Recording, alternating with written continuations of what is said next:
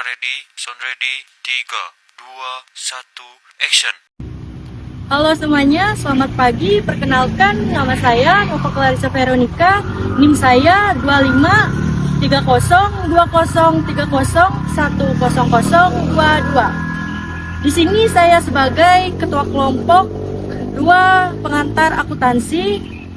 Di sini kami akan memaparkan tentang jurnal umum dan buku besar. Selamat menyaksikan. Perkenalkan, nama saya Krista Anastasia, NIM saya 253030100023. Halo semuanya, perkenalkan nama aku Gisela Emanuela, NIM aku 253020301040. Saya Indah Cindiani Sinaga dengan NIM 253020300115. Nama saya Melki Maharali Haftawan. NIM saya 253030101024. Saya Ivana Udina Saragi dengan NIM 253020301008. Saya Misla dengan NIM 25302030101038. A few moments later. Pengertian jurnal umum. Jurnal umum merupakan catatan akuntansi yang berfungsi untuk mencatat segala jenis transaksi yang terjadi dalam suatu perusahaan dalam periode tertentu dan dicatat secara kronologis atau berdasarkan urutan waktu. Jurnal umum sering juga disebut dengan Book of Original Entry karena segala transaksi dicatat pertama kali dalam buku ini dan sebelum dipindahkan ke buku besar. Dalam jurnal umum, setiap transaksi dicatat berdasarkan prinsip debit dan kredit agar sesuai dengan prinsip persamaan dasar akuntansi yang dimana aset sama dengan liabilitas plus ekuitas. Adapun fungsi jurnal umum terbagi menjadi 5, yaitu fungsi historis, fungsi pencatatan, fungsi analisis, fungsi instruksi, dan fungsi informatif. Adapun fungsi historis adalah pencatatan setiap transaksi dilakukan berdasarkan tanggal terjadinya transaksi dan menggambarkan kegiatan perusahaan tersebut sehari-hari secara berurutan dan terus-menerus, dilakukan secara sistematis dan kronologis. Lalu yang kedua adalah fungsi pencatatan. Fungsi pencatatan adalah untuk mencatat setiap transaksi yang terjadi dalam perusahaan, seperti misalnya perubahan pada kekayaan, modal, biaya, dan pendapatan yang harus terlebih dahulu dicatat dalam jurnal umum. Yang ketiga adalah fungsi analisis. Fungsi analisis adalah pencatatan dalam jurnal yang merupakan hasil analisis transaksi yang berupa pendebitan dan pengkreditan akun yang terpengaruh. Yang keempat yaitu fungsi instruksi. Fungsi instruksi adalah catatan dalam jurnal yang merupakan perintah untuk mendebit dan mengkredit akun sesuai dengan catatan dalam jurnal. Pencatatan dalam jurnal umum bukan sebatas dokumen transaksi dalam perusahaan tetapi bersifat instruksi. Hal ini dimaksud bahwa jurnal umum adalah berfungsi memberikan perintah atau petunjuk dalam proses memasukkan data ke buku besar. Yang kelima, fungsi informatif. Fungsi informatif adalah catatan dalam jurnal yang memberikan penjelasan mengenai bukti pencatatan transaksi yang terjadi. Tahapan cara membuat jurnal umum memiliki 4 tahapan. Yang pertama, memahami persamaan akuntansi. Kedua, kumpulkan bukti transaksi. Ketiga, identifikasi transaksi. Dan yang keempat, pencatatan jurnal umum. Buku besar adalah catatan ringkasan keuangan utama yang mengelompokkan dan merangkum semua jenis transaksi berdasarkan jenis aset seperti kas, pendapatan, beban, atau piutang. Untuk memberikan gambaran kondisi keuangan perusahaan secara menyeluruh dan analisis atau sistematis, sehingga memudahkan perusahaan untuk mengetahui laporan keuangan. Pencatatan akun besar ini dikelompokkan menjadi 2 jenis, yaitu akun real dan akun nominal, di mana akun real merupakan akun yang akan dilaporkan ke dalam neraca. Oleh sebab itu, akun real disebut sebagai akun neraca, di mana akun real ini dibagi juga menjadi 3 kelompok akun. Yang pertama, akun aset atau harta, akun kewajiban atau utang, dan akun ekuitas atau modal. Selanjutnya ialah akun nominal. Akun nominal merupakan akun yang akan dilaporkan ke dalam laba rugi. Oleh sebab itu, akun nominal juga disebut sebagai akun laba atau akun laba rugi. Akun nominal ini juga dikelompokkan menjadi dua akun, yaitu akun pendapatan dan akun beban. Macam-macam buku besar.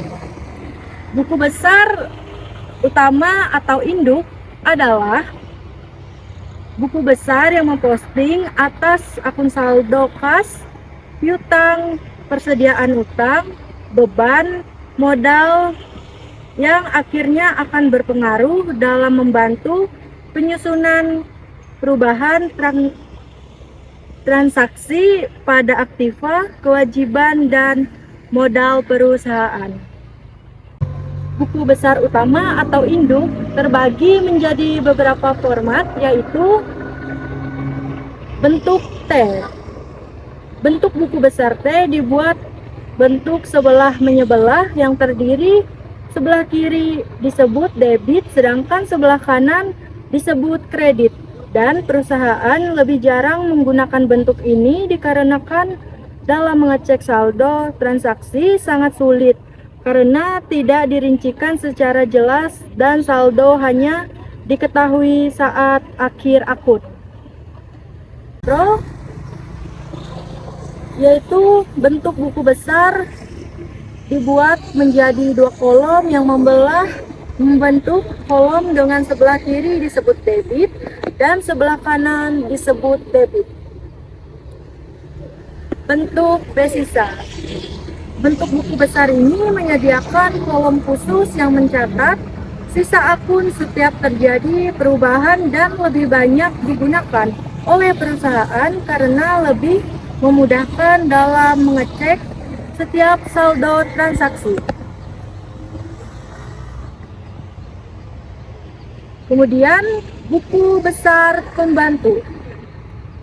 Buku besar pembantu memperjelas akun yang ada pada buku besar utama, dan buku besar pembantu memiliki 3 jenis, yaitu buku besar pembantu piutang. Di sini pencatatan akun transaksi berdasarkan kategori khusus, transaksi piutang, dan sumber pencatatan jurnal penjualan, jurnal penerimaan kas, dan jurnal umum. Buku besar pembantu. Buku besar pembantu membantu memperjelas akun yang ada pada buku besar utama.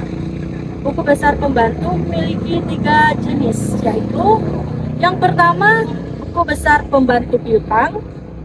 Di sini pencatatan akun transaksi berdasarkan kategori khusus, transaksi piutang, dan sumber pencatatan jurnal penjualan, jurnal penerimaan kas, dan jurnal umum. Yang kedua buku besar pembantu utang dagang. Di sini pencatatan akun transaksi berdasarkan kategori khusus transaksi, utang, dan sumber pencatatan berasal dari jurnal pembelian, jurnal pengeluaran kas, dan jurnal umum. Dan yang terakhir yaitu buku besar pembantu persediaan barang. Di sini pencatatan akun transaksi untuk mengetahui barang masuk, keluar, dan sisa yang biasanya berasal dari kartu sedia stok. Fungsi dan tujuan pencatatan buku besar. Yang pertama, sebagai alat dalam meringkas data ke dalam kelompok sesuai data transaksi pada jurnal umum atau khusus. Yang kedua, sebagai alat pengelompokan akun sesuai kriteria laporan keuangan. Yang ketiga, sebagai alat pembanding akun yang dicatat dengan akun sesungguhnya. Yang keempat, sebagai alat dalam mencatat riwayat transaksi yang terjadi sesuai dengan jenis akunnya. Yang kelima, sebagai alat dasar dalam pengecekan data tersebut telah dicatat dalam jurnal. Yang keenam, sebagai alat dalam memproses penyusunan laporan keuangan. Yang ketujuh, tujuan pencatatan laporan dalam buku besar.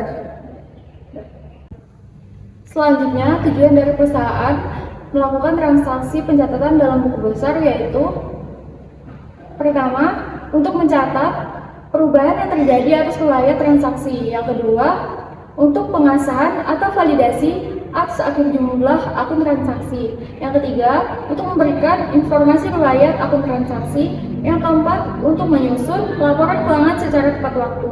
Dan yang terakhir, kelengkapan bahan pertimbangan data laporan keuangan.